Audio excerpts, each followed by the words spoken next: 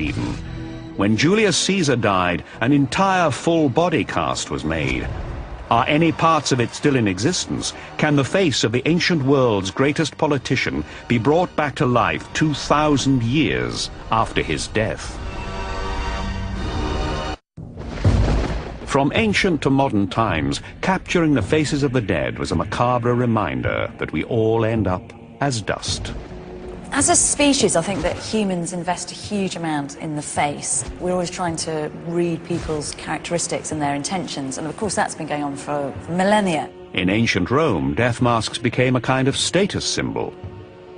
Every Roman family hoped to be able to own imagines. Imagines were wax masks of their ancestors, but they were only made of ancestors who had achieved a certain rank in Roman politics. If these death masks were cast for ministers and senators, then of course the most famous Roman leader must have been immortalized in this way.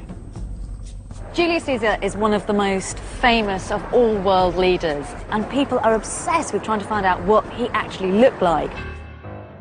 But there is controversy regarding which, if any, of these impressions of Julius Caesar was cast from his death mask. This is a time in Roman history when portraiture is really developing, when they're managing to create very, very lifelike images of those around them. So, in fact, it would be very, very odd if there wasn't a death mask made of Julius Caesar. But Caesar's death was very, very odd, chaotic and frenzied. On the morning of March 15th, 44 BC, Julius Caesar was invited by the senators of Rome to hear a petition. The senators presented him with this petition, and as he was reading it, one lunged forward to grab his toga as if to supplicate him. The other senators moved in, brandishing their knives, and began their attack. The crowd of men pressed around him, and then two of them struck the first blow. He tried to fight them off. He said, "What is this? Is this violence?" and stabbed out at one of them with his pen. But of course he was surrounded and completely outnumbered. In the bloodbath that followed, frenzied senators lost all control, stabbing Caesar and each other.